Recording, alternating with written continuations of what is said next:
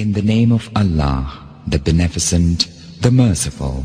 اللهم صل على محمد وآل محمد اللهم صل على محمد وآل محمد إن الحمد لله نحمده ونستعينه ونستغفره ونعوذ بالله من شرور أنفسنا ومن سيئات أعمالنا من يهده الله فلا مضل له ومن يضلل فلا هادي له وأشهد أن لا إله إلا الله وحده لا شريك له وأشهد أن محمدا عبده ورسوله أما بعد فإن خير الحديث كتاب الله وخير الهدي هدي محمد صلى الله عليه وسلم وشر الأمور محدثاتها وكل محدثة بدعة وكل بدعة ضلالة وكل ضلالة في النار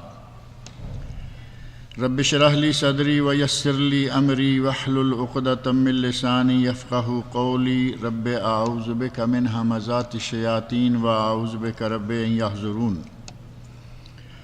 أعوذ بالله السميع العليم من الشيطان الرجيم قل يا أيها الذين هادوا إن زعمتم أنكم أولياء لله من دون الناس فتمنوا الموت إن كنتم صادقين ولا يتمنونه أبدا بما قدمت أيديهم والله عليم بالظالمين قل إن الموت الذي تفرون منه فإنه ملاقيكم ثم تردون إلى عالم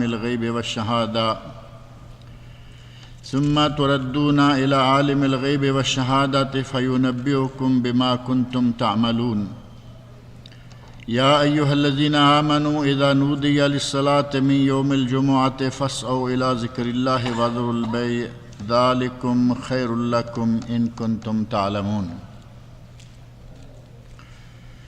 یہ سورۃ الجمعہ ہے جس کی آیت نمبر 6، 7، 8 اور آیت نمبر 9 یہ میں نے ابھی آپ کے سامنے پڑھی ہیں۔ یہاں اللہ رب العزت نے یہود کا تذکرہ اور ان کی کچھ عادات یا ان کے کچھ دعوے ذکر فرمائے ہیں، اور یہاں قل یا ایھا الذین ہادوا، اللہ رب العزت نے بنی اسرائیل کو یا ان میں سے ایک گروہ کو کچھ اس انداز سے پکارا ہے کہ اے میرے نبی کہہ دیجئے اے وہ لوگو جو کہ یہودی بن چکے ہو، یہودی بنے بیٹھے ہو۔ بنی اسرائیل میں سے اللہ رب العزت نے کسی کو قرآن کریم پورے میں قل یا ایھا الیہود نہیں کہا۔ قرآن کریم میں اللہ رب العزت نے یا ایھا الیہود نہیں کہا۔ جہاں بھی ذکر آیا اور قرآن کریم کے 10 مختلف مقامات پر ان کا تذکرہ اس انداز سے آیا ہے، ہر موقع پر ہر جگہ اللہ رب العزت نے ان کو اسی انداز سے پکارا، قل یا ایھا الذین ہادوا، اے وہ لوگوں جو کہ یہودی بن گئے ہو، اے وہ لوگوں جو اپنے آپ کو یہودی کہلواتے ہو، جو یہودی ہو گئے ہو۔ تو یہ بنی اسرائیل، جیسا کہ پچھلے درس میں آخر میں نے تھوڑا سا ذکر کیا تھا کہ حضرت یعقوب علیہ السلام کا لقب تھا اسرائیل، اور اسرائیل کا معنی ہے اللہ کا بندہ۔ اسرائیل یہ 2 لفظوں کا مجموعہ ہے، اسراء اور ایل، اور یہ عبداللہ کے معنی میں ہے، اللہ کا بندہ۔ اور اس اللہ کے بندے سے جتنی اولاد ہوئی وہ بنی اسرائیل ہوئی۔ اللہ کے بندے کی اولاد، اللہ کے بندے کا خاندان، اور یہ حضرت یعقوب علیہ السلام سے بنی اسرائیل کا سلسلہ شروع ہوا، اور حضرت سلیمان علیہ السلام کے زمانے تک یہ اسی طرح رہا، اور پھر وہاں 2 حصوں میں یہ قوم بٹ گئی، ایک حصہ یہود یا یہودیہ اور دوسرا حصہ سامریہ۔ اور پھر آہستہ آہستہ ایک دور آیا کہ سامریہ مٹ گئے اور یہود جو ہیں وہ ان پر غالب ہو گئے۔ 4 اور 5ویں صدی قبل مسیح کا یہ زمانہ ہے جب یہودیوں نے اپنے آپ کو یہودی کے طور پر متعارف کروایا، اور یہ اہل کتاب ہی ہیں، لیکن ان میں سے انہوں نے اپنے آپ کو یہودی کے طور پر پیش کیا۔ اللہ رب العزت نے ان کو 10 مقامات پر اسی نام سے مخاطب کیا اور فرمایا یا ایھا الذین ہادو، اے وہ لوگوں جو کہ یہودی بن گئے ہو۔ یہودی بننے کا، اور یہ چوتھا بیٹا، جیسا کہ پچھلے درس میں نے ذکر کیا تھا، یعقوب علیہ السلام کا چوتھا بیٹا ہے یہودا۔ یہودا کی طرف انہوں نے اپنی نسبت کی اور یہودی کہلوانے لگے، اور اپنے لیے نام اتنا پکا کروا لیا کہ اب یہ مستقل یہودی ہی کہلوائے جا رہے ہیں۔ اللہ رب العزت نے ان کو مخاطب کر کے کہا کہ اے وہ لوگوں جو کہ یہودی ہو گئے ہو، ان زعمتم انکم اولیاء للہ من دون الناس، اگر تمہارا یہ گمان ہے کہ تم دوسرے لوگوں کے سوا اللہ کے ولی ہو، اللہ کے دوست ہو، فتمنوا الموت، تو پھر موت کی تمنا کرو، ان کنتم صادقین، اگر تم اپنے اس دعوے میں سچے ہو۔ اور یہ دعویٰ قرآن کریم کے متعدد مقامات پر یہودیوں نے کیا، ہم اللہ کے ولی ہیں، ہم اللہ کے دوست ہیں۔ کہیں انہوں نے کہا غالباً سورہ مائدہ میں، نحن ابناء اللہ واحباؤہ، ہم اللہ کے بیٹے ہیں اور اللہ کے پیارے ہیں۔ اور کہیں انہوں نے کہا کہ ہم جنت میں اگر کوئی جائے گا تو وہ صرف ہم ہی ہوں گے، کہا کہ جنت میں اگر کوئی جائے گا تو وہ صرف ہم ہی ہوں گے، دوسرا کوئی جنت میں نہیں جائے گا۔ اور کہیں کہا کہ اگر ہمیں جہنم میں بھیجا بھی گیا تو ہمارا جہنم میں جانا کوئی لمبی مدت کے لیے نہیں ہوگا بلکہ تھوڑے سے وقت کے لیے، جیسا کہ سورہ آل عمران میں کہتے ہیں قالوا لن تمسنا النار الا ایاما معدودات، ہمیں چند دنوں کے لیے، اول تو ہم جنتی ہیں، جہنم میں جائیں گے ہی نہیں، اور اگر گئے بھی تو صرف چند دنوں کے لیے ہم جہنم میں جائیں گے، اس کے بعد ہمیں نکال دیا جائے گا۔ اللہ کے دوست، اللہ کے ولی، جنتی جہنم گئے تو تھوڑے سے جہنم میں، اتنے بڑے بڑے دعوے جب انہوں نے کر رکھے ہیں تو اللہ رب العزت نے فرمایا اگر یہی بات ہے جو تم کہہ رہے ہو، ان زعمتم انکم اولیاء للہ من دون الناس، دوسرے لوگ نہیں، غیر یہودی نہیں، بلکہ تم ہی ہو جو اللہ کے دوست ہو، فتمنوا الموت ان کنتم صادقین، اگر اپنے دعوے میں تم سچے ہو تو مر کے دکھاؤ، موت کی تمنا کرو۔ جبکہ موت کی تمنا کرنا صرف ایک مسلمان کو اللہ رب العزت نے شرف دے رکھا ہے، شہادت کی تمنا صرف مسلمان کے ہیں، کوئی غیر مسلم، یہودی ہو، عیسائی ہو، ہندو ہو، سکھ ہو، کوئی بھی غیر مسلم موت کی کبھی تمنا نہیں کرے گا۔ اور یہاں ان کے موت کی تمنا نہ کرنے کا سبب بھی اللہ رب العزت نے بتا دیا ہے، وَلَا يَتَمَنَّوْنَهُ أَبَدًا بِمَا قَدَّمَتْ أَيْدِيهِمْ، جو کرتوت انہوں نے کیے، جو کچھ انہوں نے یہودیوں نے اپنی کتاب کے ساتھ اور اللہ کے دین کے ساتھ جو کرتوت انہوں نے کیے، لن يتمنوه ابدا، وہ کبھی بھی موت کی تمنا نہیں کریں گے۔ کافر موت کی تمنا کیوں نہیں کرتا؟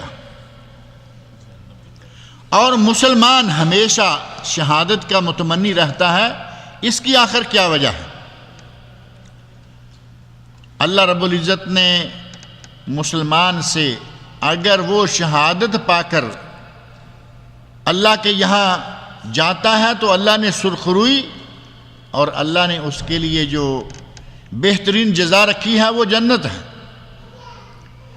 وہ شہادت کی تمنا اس لیے کرتا ہے کہ یہاں اگر میں اس دنیا سے اگر میں چلا جاتا ہوں تو اللہ رب العزت مجھے اس دنیا سے بہت ہی زیادہ بہتر دنیا عطا کرے گا، اللہ رب العزت مجھے جنت میں پہنچائے گا، داخل کرے گا، اس دنیا کی مشکلات، اس دنیا کی مصائب، اس دنیا میں فقر و فاقہ، اس دنیا میں جو کچھ بھی ہے اس سے میری جان چھوٹے گی۔ اللہ کی راہ میں شہادت پانے کی مسلمان کے دل میں تمنا ہوتی ہے، بلکہ مسلمان تو مرنے کے بعد بھی کہے گا کہ یا اللہ مجھے دوبارہ دنیا میں بھیج، میں دنیا میں جاؤں اور تیری راہ میں دوبارہ شہادت پا کے آؤں۔ نبی اکرم صلی اللہ علیہ وسلم نے فرمایا ہے کہ کوئی شخص مرنے کے بعد دوبارہ دنیا میں آنے کی تمنا نہیں کرے گا سوائے شہید کے۔ اور شہید یہ تمنا کیوں کرے گا؟ کیونکہ اس نے شہادت پاتے وقت جو موت کا یا شہادت کا مزہ چکھا ہوگا، اس کو پانے کے لیے دوبارہ وہ تمنا کرے گا کہ اے اللہ مجھے دوبارہ بھیج، میں دوبارہ تیری راہ میں جہاد کروں اور تیری راہ میں شہادت پاؤں۔ مسلمان تو مر کر بھی دوبارہ زندہ ہونے اور پھر شہادت پانے کی تمنا رکھتا ہے، اور غیر مسلم ہندو ہے تو اسے معلوم ہے کہ میں گائیوں کی، میں بندروں کی، میں سانپوں کی، میں پتہ نہیں 36 کروڑ 33 کروڑ، ایک دو نہیں، 10 20 100 ہزار نہیں، 33 کروڑ معبودوں کی عبادت کر کے میں آ رہا ہوں، میرا آگے کیا بنے گا؟ اس کائنات کے خالق و مالک کی وحدانیت کو میں نے چھوڑا، میں نے دنیا میں 33 کروڑ پر گنے، کوئی چیز بچتی نظر آتی ہے کہ اس کی عبادت انہوں نے نہ کی ہوگی؟ 33 کروڑ چیزوں کو انہوں نے اپنا دیوتا مانا، یہ آخرت میں اللہ کے سامنے کس انداز میں جائے گا، اسے یہ معلوم ہے کہ میرا آگے کیا ہونے والا ہے، لہٰذا یہ کبھی تمنا نہیں کرے گا۔ سکھوں کا حال یہ، عیسائیوں کا حال یہ، حضرت عیسیٰ علیہ السلام کے بارے میں، حضرت مریم علیہ السلام کے بارے میں دین کا جو حشر عیسائیوں نے کیا اور دین کا جو حشر ان یہودیوں نے کیا، کوئی بھی غیر مسلم کسی کو بھی آپ لے لیں، اس کے دل میں مرنے کی، شہادت پانے کی، آگے جانے کی، بلکہ ان میں سے تو وہ ہے کہ جو آگے جانے کا ایمان ہی نہیں رکھتے کہ دوبارہ مر کے اٹھائے جائیں گے، یہ ایمان بھی تو مسلمانوں کا ہے نا۔ مسلمانوں کے ایمان کے جو 6 ارکان ہیں ان میں سے ایک رکن ہے، بنیاد ہے کہ ہمیں مر کر اٹھایا جائے گا، یہ شرح بھی صرف مسلمانوں میں ہے۔ دوسرے اول تو مانتے نہیں، اور اگر کوئی مانتا ہے تو اسے معلوم ہے کہ میرے ساتھ کیا ہونے والا ہے، لہٰذا اللہ رب العزت نے ان سے مخاطب ہو کر فرمایا کہ تم اگر سمجھتے ہو کہ ہم اللہ کے دوست ہیں تو پھر مر کے دکھاؤ، موت کی تمنا کرو، اور فرمایا کہ یہ کبھی بھی تمنا نہیں کریں گے، وَلَا يَتَمَنَّوْنَهُ أَبَدًا، کبھی بھی ایسا نہیں ہوگا کہ یہ موت کی تمنا کریں، بِمَا قَدَّمَتْ أَيْدِيهِمْ، اس وجہ سے موت کی تمنا نہ کرنے کی وجہ کیا ہے؟ بِمَا قَدَّمَتْ أَيْدِيهِمْ، جو کہ ان کے ہاتھوں نے آگے بھیجا، یعنی جو عمل، جو کام، جو کرتوت انہوں نے کیے، ان کے انجام سے ڈرتے ہوئے یہ مرنے کی تمنا نہیں کریں گے۔ واللہ علیم بالظالمین، اور اللہ ظالموں کے بارے میں بہت ہی زیادہ علم رکھنے والا ہے۔ قل ان الموت الذی تفرون منہ، اے میرے نبی ان سے کہہ دیجئے کہ وہ موت جس سے کہ تم بھاگ رہے ہو، فَإِنَّهُ مُلَاقِيكُمْ، وہ تمہیں آ کے رہے گی، وہ موت تمہیں پہنچ کر رہے گی۔ جس موت سے تم ڈرتے ہو، جس موت سے بھاگتے ہو، اسے بھاگ پاؤ گے؟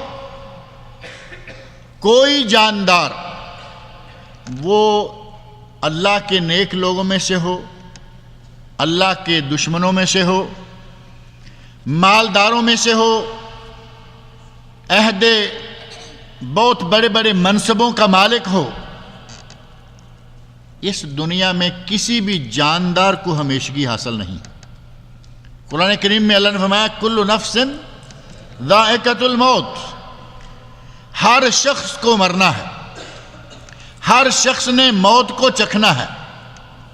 الموت کاس کل شاربوہا، موت وہ پیالہ ہے جسے ہر کوئی پیے گا، اور یہ اپنی مرضی کا سودا نہیں کہ جب چاہیں، یہ اللہ رب العزت کا فیصلہ ہے، اور اللہ کے فیصلے کے سامنے کوئی شخص انکار نہیں کر سکتا۔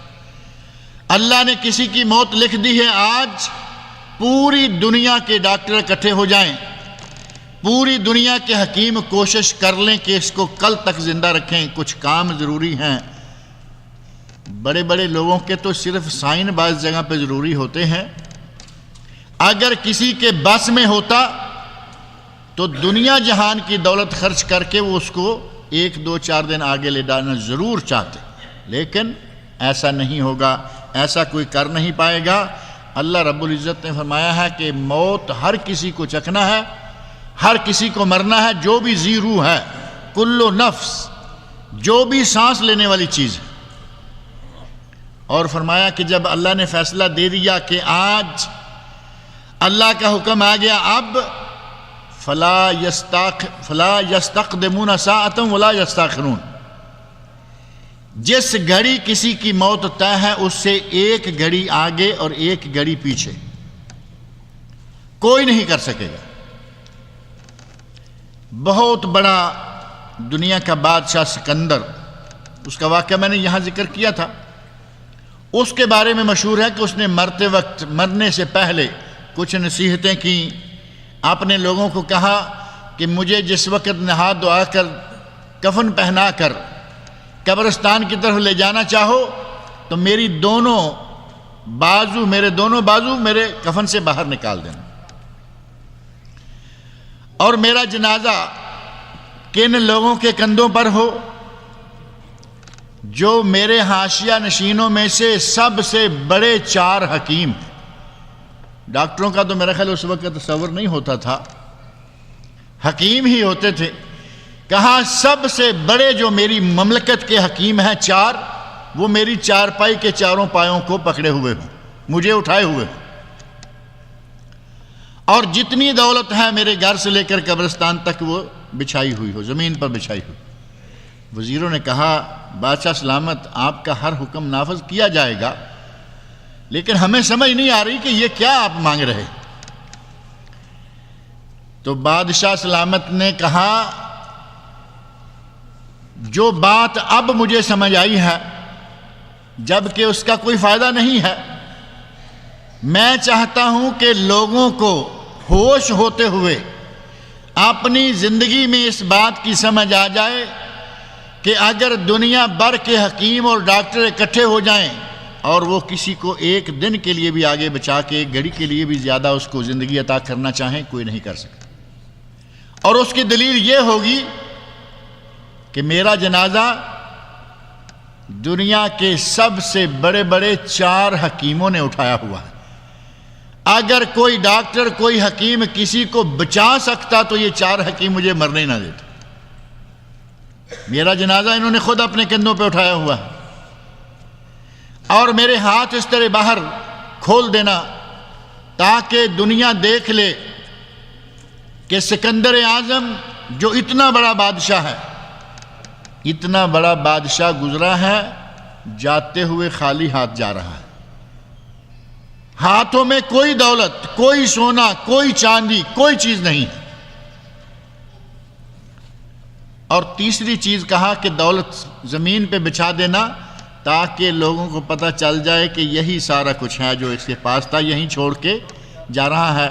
نبی اکرم صلی اللہ علیہ وسلم نے ارشاد فرمایا آدمی جب مرتا ہے تو اس کے ساتھ قبرستان تک 3 چیزیں جاتی، قبرستان تک 3 چیزیں، اس کی دولت و مال، اس کے اہل و عیال اور اس کے اعمال، 3 چیزیں ساتھ جاتی ہیں، 2 واپس آ جاتی ہیں، دولت بھی واپس، اہل و عیال بھی واپس، اور وہاں ساتھ کیا رہ جاتا ہے؟ صرف اعمال۔ اگر کسی کے اعمال اچھے ہیں اللہ رب العزت اس کے لیے قبر کو ہی جنت بنا دے گا، کیونکہ نبی اکرم صلی اللہ علیہ وسلم کا ارشاد ہے الجنت القبر روضۃ من ریاض الجنہ، قبر جنت کے باغیچوں میں سے ایک باغیچہ ہے، او حفرۃ من حفر النار، یا جہنم کے گڑھوں میں سے ایک گڑھا۔ اگر عمل اچھے ہیں تو قبر کے ساتھ ہی ان کا معاملہ اللہ رب العزت اس کے ساتھ شروع فرما دے گا۔ فرمایا ان الموت الذی تفرون منہ، وہ موت جس سے تم بھاگ رہے ہو، فإنہ ملاقیکم، وہ تمہیں پہنچ کر رہے گی، اس موت کے منہ میں تمہیں جانا ہی ہوگا۔ سکندر نہ بچا، فرعون نہ بچا، نمرود نہ بچا، حامان نہ بچا، قارون نہ بچا، محمد مصطفیٰ صلی اللہ علیہ وسلم دنیا میں نہ رہے۔ اگر کوئی اللہ کا دشمن ہے وہ دنیا میں ہمیشہ نہیں رہا، اور اگر کوئی اللہ کا سب سے پیارا ہے تو دنیا میں وہ بھی نہیں رہا۔ یہ ایسی حقیقت ہے کہ جس سے کوئی انکار نہیں کر سکتا، اور یہ ایسی حقیقت ہے جو اٹل ہے، ہر شکل میں واقع ہوگی، ہر جاندار پہ واقع ہوگی۔ فرمایا کہ جس موت سے تم بھاگ رہے ہو، فَإِنَّهُ مُلَاقِيكُمْ، یہ تمہیں پہنچ کر رہے گی۔ ثُمَّ تُرَدُّونَ إِلَىٰ عَالِمِ الْغَيْبِ وَالشَّهَادَةِ، مرنے کے بعد تمہیں لوٹایا جائے گا، تم لوٹائے جاؤ گے کہاں؟ إِلَىٰ عَالِمِ الْغَيْبِ وَالشَّهَادَةِ، جو عالم الغیب ہے، غیب کو بھی جانتا ہے اور موجود کو بھی جانتا ہے، جو غیب اور موجود ہر چیز کو جاننے والا ہے۔ اور یہ وصف قرآن کریم میں جہاں کہیں آیا ہے یہ صرف اللہ رب العزت کے لیے آیا ہے۔ غیب کا جاننے والا کون ہے؟ صرف اللہ۔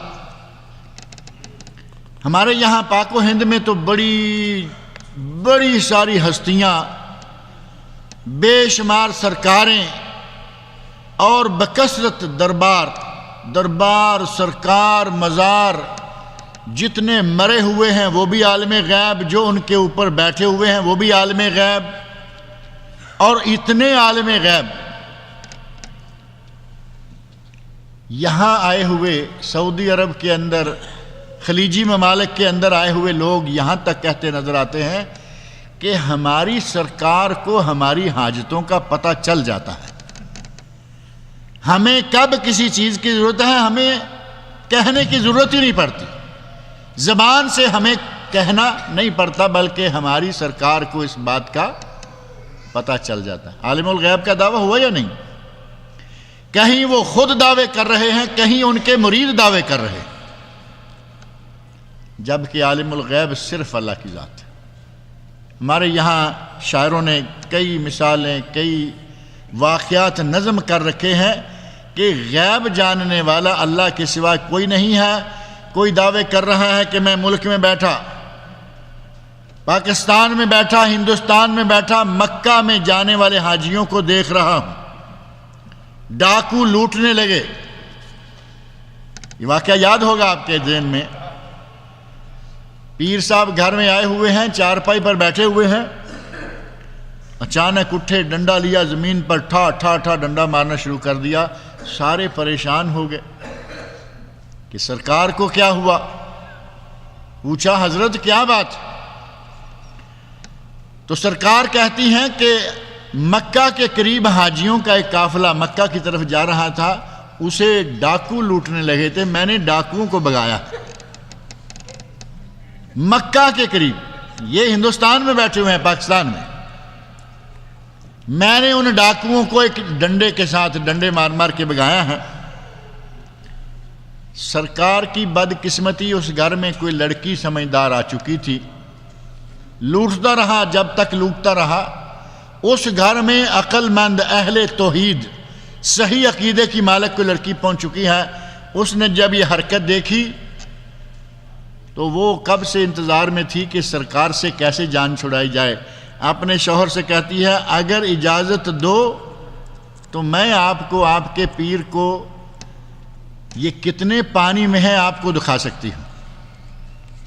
اب ظاہر ہے کہ وہ بڑا عقیدت، بڑا احترام کرنے والے لوگ ہوتے ہیں اپنے ان سرکاروں کے، پیروں کے، حضرات کے، اس نے کہا کہ دیکھو کوئی گستاخی نہ ہونے پائے. وہ کہنے لگی میں کوئی گستاخی نہیں کروں گی،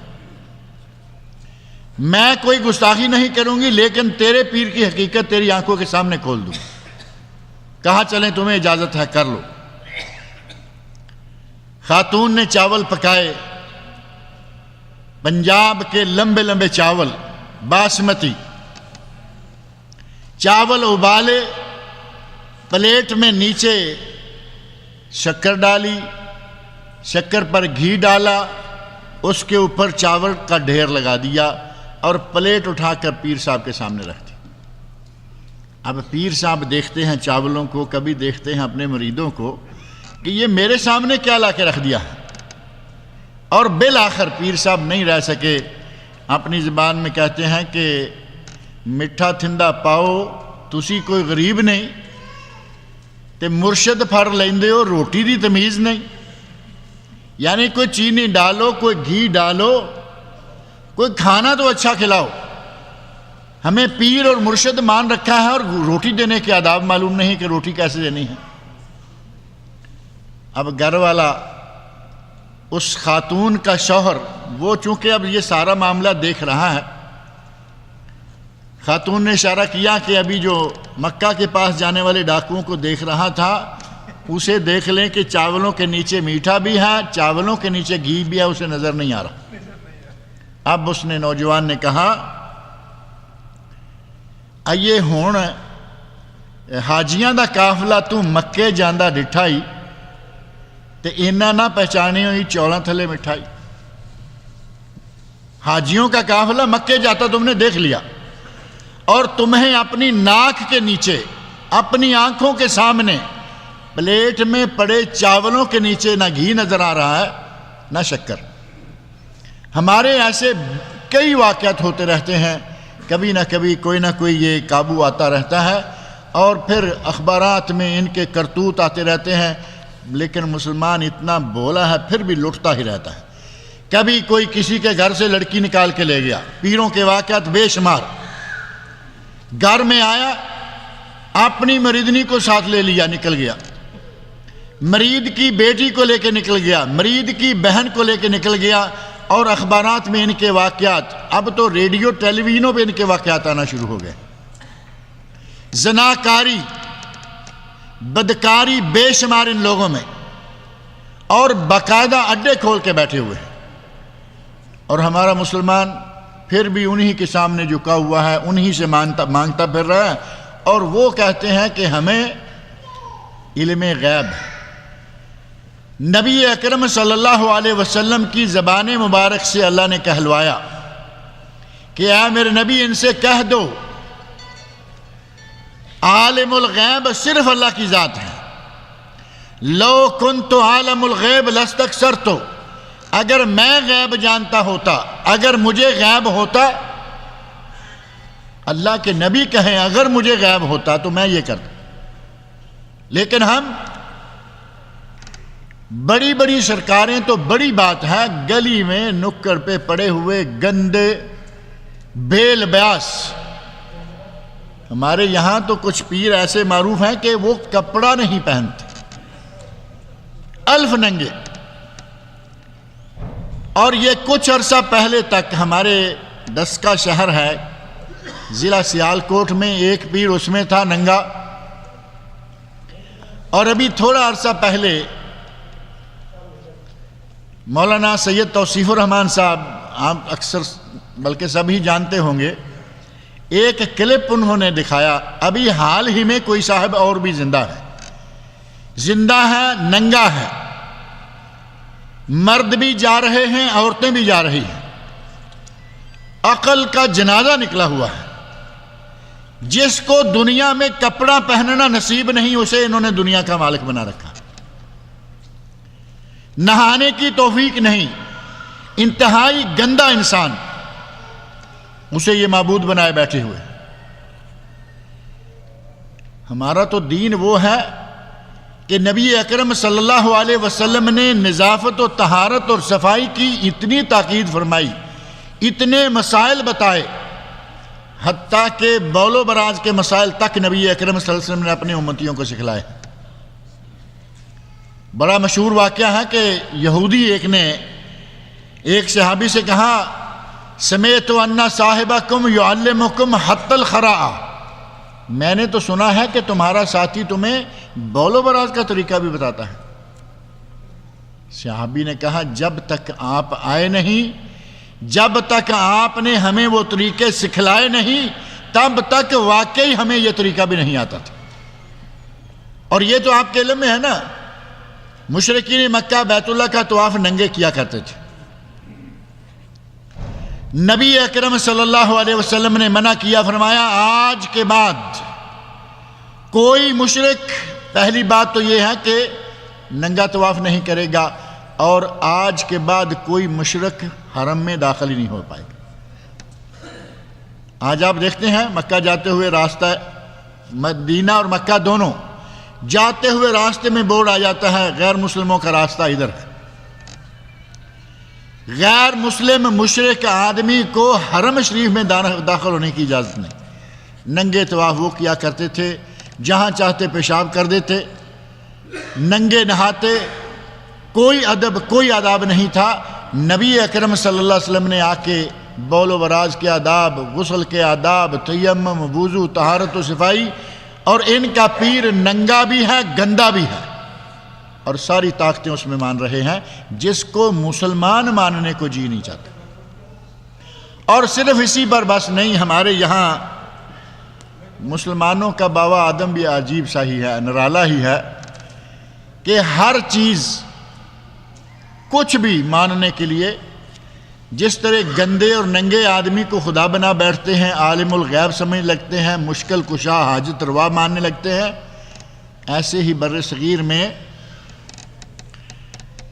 غلام محمد قادیانی نام کا ایک آدمی گزرا ہے، مرزائی جس کی طرح منسوب ہے، مرزا غلام محمد قادیانی۔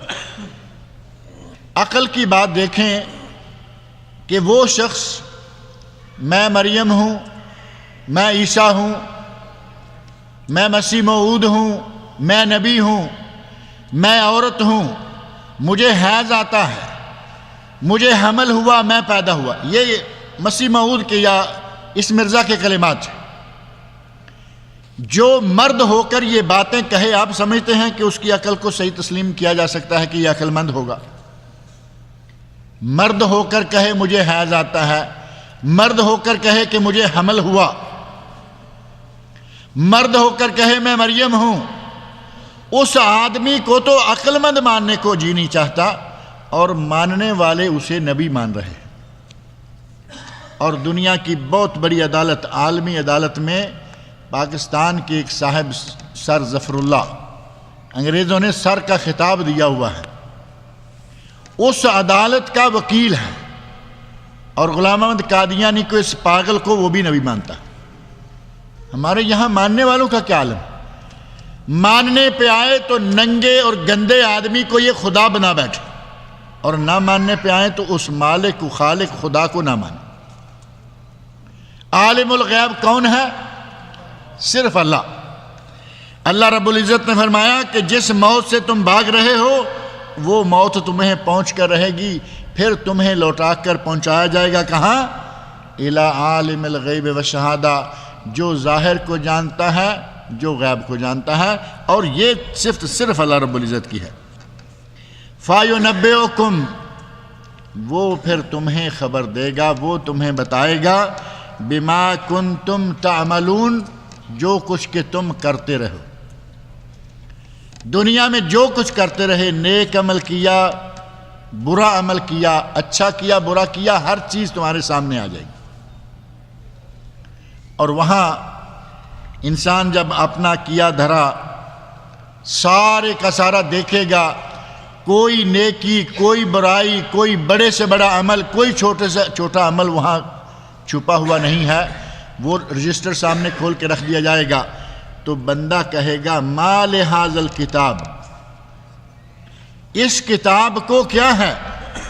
لا یغادر صغیرۃ ولا کبیرہ الا احصاہا، کوئی چھوٹے سے چھوٹا عمل، کوئی بڑے سے بڑا عمل ایسا نہیں ہے کہ جو اس کتاب کے اندر موجود نہ ہو۔ اللہ نے فرمایا تمہیں اس جگہ پہنچایا جائے گا، فَيُنَبِّئُكُمْ پھر تمہیں بتائے گا وہ اللہ بِمَا كُنْتُمْ تَعْمَلُونَ وہ چیزیں وہ عمل جو کہ تم کرتے رہے ہو۔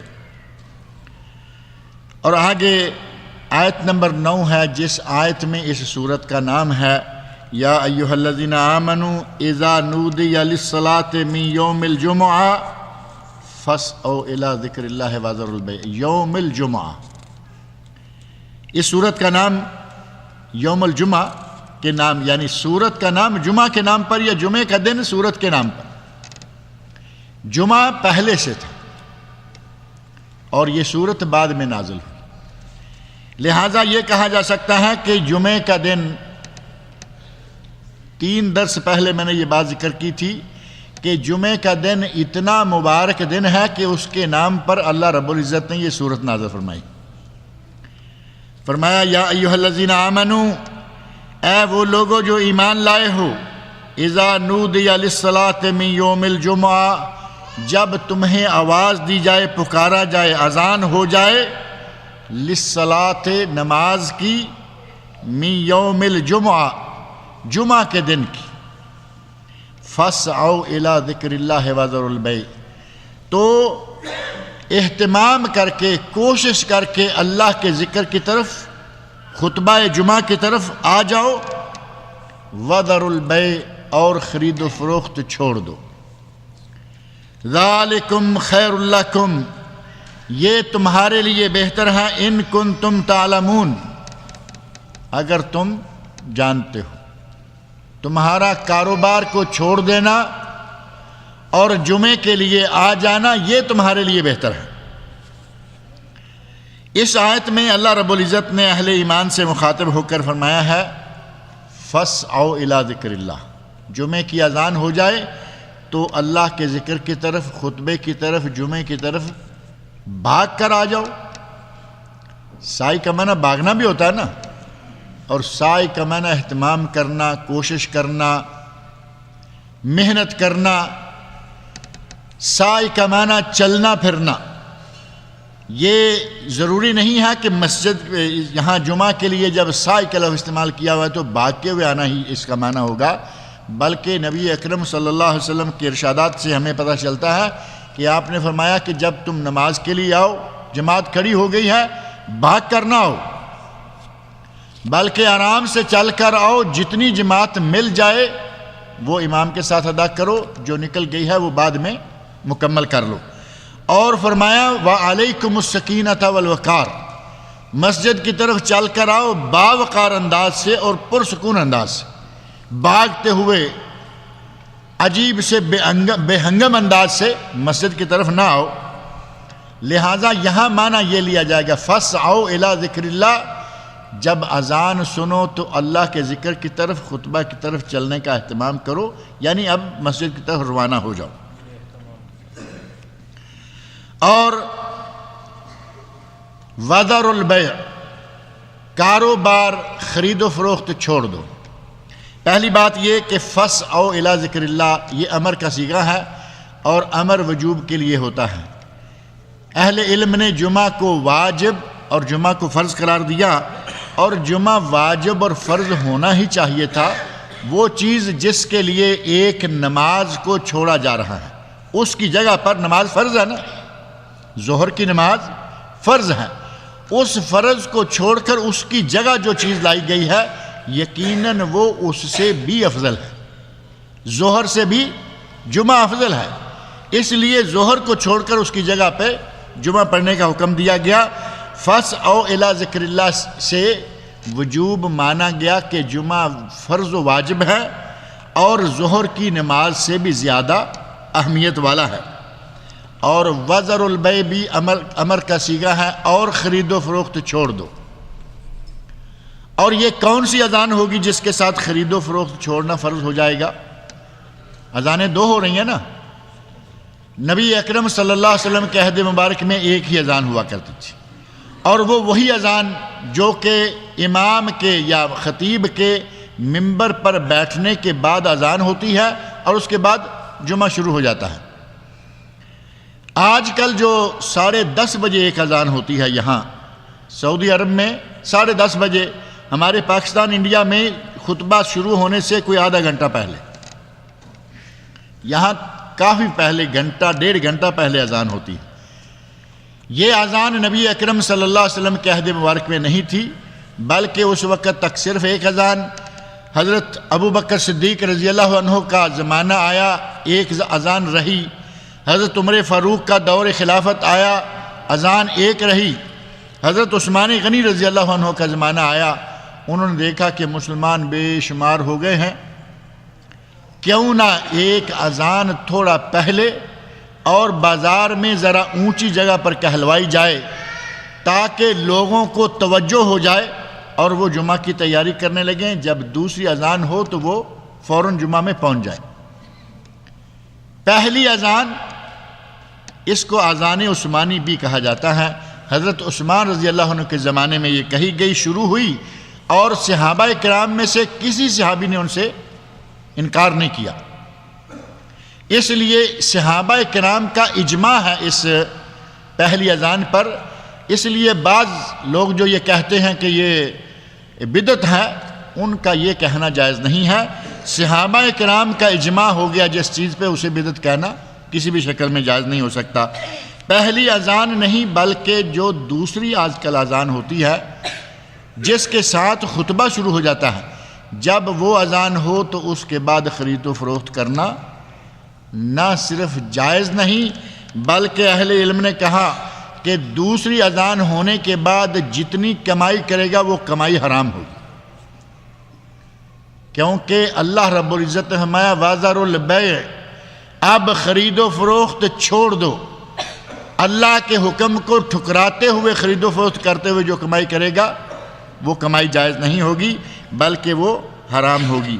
ذالکم خیر لکم ان کنتم تعلمون، تمہارا خرید و فروخت چھوڑ دینا، تمہارا اہتمام کر کے مسجد کی طرف روانہ ہو جانا اور تمہارا جمعہ کو ادا کرنا، اسی میں تمہارے لیے خیر ہے اگر تم جانتے ہو۔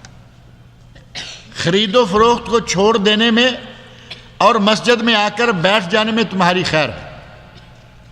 بظاہر تو لگتا ہے کہ نقصان ہو رہا ہے، ادھر گاہک آ کے دکان کے پاس کھڑے ہو رہے ہیں، میں چھوڑ کے مسجد میں جا رہا ہوں، اللہ فرما رہا ہے تمہارے لیے مسجد میں جانا ہی بہتر۔ ہمارا مسجد میں آنا ہی بہتر ہے یا دکان کھول کے بیٹھنا بہتر ہے؟ ہمارا مسجد میں آنا ہی بہتر ہے، کیونکہ جس طرح سود ہے، سود میں ہمیں پیسہ بظاہر بڑھتا ہوا نظر آتا ہے۔ ہمیں لگتا ہے کہ ہم نے 1000 جمع کروایا تھا، 4-6 سال کے بعد یہ 1500 ہو گیا، 1 لاکھ جمع کروایا تھا 1.5 لاکھ ہو گیا، ہمیں تو بظاہر بڑھتا ہوا نظر آ رہا ہے، لیکن قرآن کریم میں اللہ رب العزت نے ارشاد فرمایا ہے کہ اللہ سود کو ختم کرتا ہے اور صدقات کو بڑھاتا ہے۔ وَيُرْبِ الصَّدَقَاتِ يَمْحَقُ اللَّهُ الرِّبَا، اللہ سود کو ختم کرتا ہے، وَيُرْبِ الصَّدَقَاتِ، اور صدقات کو بڑھاتا ہے۔ سود کے نتیجہ میں آئے ہوئے مال کا کیا ہوتا ہے، کیسے گھر سے نکلتا ہے، کیسے ہمارے اکاؤنٹوں سے باہر جاتا ہے، وہ ہم شاید نہیں سمجھ سکتے، اللہ جانتا ہے۔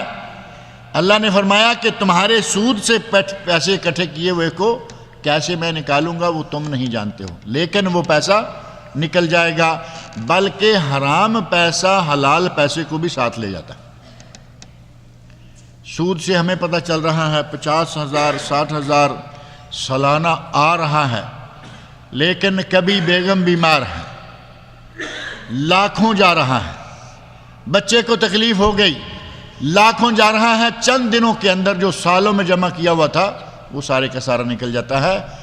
ان اللہ وَيُرْبِ الصَّدَقَاتِ، صدقات کی برکت سے اللہ مال کو بڑھاتا ہے، لیکن سود یمحق اللہ الربا، اللہ سود کو ختم کرتا ہے۔ وہی معاملہ یہاں بھی ہے۔ اذان ہو گئی، مسلمان نے جمعے کا اہتمام نہیں کیا بلکہ اپنے کاروبار میں مصروف رہا، اللہ اس کاروبار میں برکت نہیں رکھے گا، اس کمائے ہوئے پیسے میں برکت نہیں ہوگی، اس کا مسجد میں آنا ہی بہتر تھا۔ مسجد میں آتا، آ کے اللہ کا ذکر سنتا، الی ذکر اللہ، اللہ کا ذکر، خطبہ جمعہ، مسجد میں آتا، اللہ کا ذکر سنتا، اپنے دین کے مسائل سنتا، اس کے ایمان میں تازگی آتی، یہ اس کے لیے بہتر تھا بجائے اس کے کہ وہ 4 پیسے مزید اکٹھے کر لیتا۔ ذالکم خیر لکم ان کنتم تعلمون، یہ تمہارے لیے بہتر ہے اگر تم جانتے ہو۔ یہاں ایک لفظ جو آیا ہے وَذَرُ الْبَيْعَ، خرید و فروخت چھوڑ دو، اس لفظ سے پاک و ہند کے ہمارے بعض علماء، خاص طور پر علماء احناف نے ایک جمعہ کے لیے شرط اخذ کی ہے، کہا کہ یہاں بیع کا ذکر موجود ہے اور بیع شراء خرید و فروخت شہر میں ہوتی ہے، لہذا جمعہ کے واجب ہونے کے لیے شہر کا ہونا شرط۔ کاروبار، بیع خرید و فروخت کاروبار ہے نا، کیا دیہات میں کاروبار ہوتا ہے یا نہیں؟ شہروں کی تو ساری رونق ہی دیہات کے کاروبار سے۔ زراعت بھی کاروبار ہے، زراعت میں کھیتی باڑی میں وقت لگانا، ایک آدمی ہل چلا رہا ہے، اذان ہو گئی، ہل کو چھوڑو مسجد میں آ جاؤ۔ دوسرا آدمی کوئی دوسرا کھیتی باڑی کا کام کر رہا ہے، وہ کام چھوڑے مسجد میں آ جائے۔ وَذَرُ الْبَيْعَ کا معنی یہ نہیں ہے کہ کوئی بہت بڑا بزنس صرف جو شہروں میں ہوتا ہے وہی مراد ہوگا۔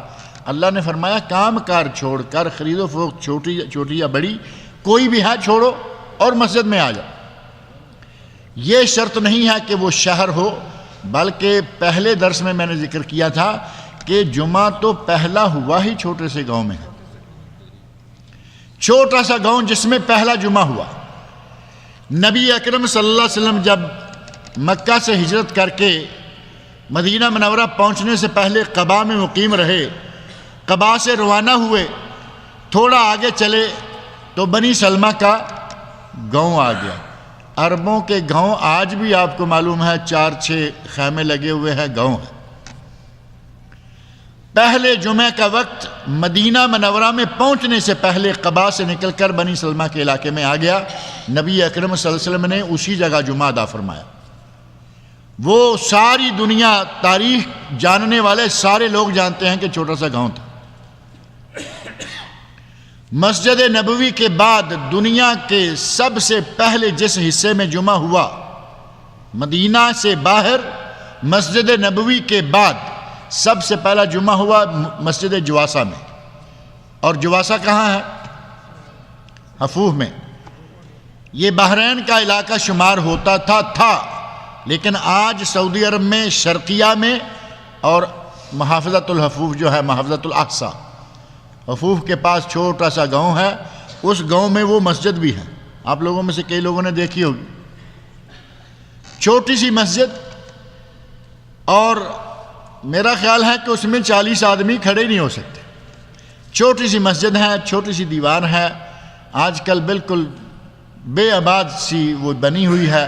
چاروں طرف گورنمنٹ نے بچوں کے کھیلنے کے لیے باغیچہ بنا رکھا ہے، لیکن مسجد اسی طرح پڑی ہے، اس کو باقاعدہ تیار کر کے بنایا نہیں گیا۔ وہ مسجد چھوٹی سی، اس کے گرد چند لوگوں کا چند گھر تھے، اس میں پہلا جمعہ ہوا۔ اور ہماری یہ شرط کہاں کہاں پوری ہوئی؟ نبی اکرم صلی اللہ علیہ وسلم نے یہاں جو ابھی آگے آیت آ رہی ہے، وَتَرَكُوكَ قَائِمًا وَتَرَكُوكَ قَائِمًا، لوگوں نے تجارت کو دیکھا، تاجروں کا قافلہ آیا تجارت کرنے کے لیے، تو لوگ مسجد کے اندر جمعے کے خطبے میں نبی اکرم صلی اللہ علیہ وسلم کے پاس بیٹھے ہیں۔ وَإِذَا رَأَوْا تِجَارَةً أَوْ لَهْوًا انفضوا إِلَيْهَا وَتَرَكُوكَ قَائِمًا۔ اس جمعہ میں نبی صلی اللہ علیہ وسلم کے ساتھ کتنے لوگوں نے جمعہ پڑھا؟ 12 لوگوں۔ اب 40 کی شرط کہاں گئی؟ اس جواسہ میں اور بنی سلمہ کے گاؤں میں شہر کی شرط کہاں گئی؟ بہرحال فقہا نے اس طرح کی شرطیں لگا رکھی ہیں، قاضی ہو، بازار ہو، خرید و فروخت ہو، اتنے لوگ ہوں، 12 لوگوں کے ساتھ نبی صلی اللہ علیہ وسلم نے جمعہ پڑھا۔ چھوٹے چھوٹے دیہات میں جمعہ ہوا۔ جمعہ جو ہے وہ جہاں بھی ممکن ہو پڑھنا چاہیے، پڑھا جا رہا ہے، اور یہ فتوے کی حد تک تو ٹھیک ہے، علماء احناف کے فتوے کی حد تک ٹھیک ہے کہ فتویٰ یہ ہے کہ شہر ہو، بڑی مارکیٹ ہو، یہ ہو وہ ہو۔ ہم اپنی آنکھوں سے دیکھ رہے ہیں کہ ہمارے دیہات میں چھوٹے چھوٹے گاؤں میں چھوٹی چھوٹی مسجدوں میں احناف جمعہ پڑھ رہے، بلکہ چھوٹے سے گاؤں میں 2 مسجدیں ہیں 2 احناف کی، دونوں میں جمعہ ہو رہا ہے۔ فتوے کی حد تک ٹھیک ہے، لیکن اصل جو واقع ہے، واقع میں انہوں نے اپنے فتوے کو بھی نہیں مانا ہوا۔ جمعہ پڑھنا چاہیے جہاں بھی ہو۔ اللہ رب العزت نے فرمایا ذالکم خیر لکم ان کنتم تعلمون، اگر تم جانتے ہو تو یہ تمہارے لیے بہتر ہے کہ کاروبار، خرید و فروخت، اپنی مشغولیات، اپنی مصروفیات چھوڑو اور جمعہ کے لیے آ جاؤ۔ آگے آیت ہے فَإِذَا قُضِيَتِ الصَّلَاةُ فَانتَشِرُوا فِي الْأَرْضِ وَابْتَغُوا مِنْ فَضْلِ اللَّهِ وَاذْكُرُوا اللَّهَ كَثِيرًا لَعَلَّكُمْ تُفْلِحُونَ۔ اور اس سے آگے جو آیت میں نے ابھی پڑھی ہے، ان کے بارے میں انشاءاللہ ترجمہ اور کچھ تفسیر جو ہے وہ اگلے درس میں ذکر کریں گے۔ اللہ رب العزت مجھے اور آپ سب لوگوں کو قرآن کریم پڑھنے، سننے، سمجھنے اور اس کے احکام پر عمل کرنے کی توفیق عطا فرمائے۔ وما علینا الا البلاغ۔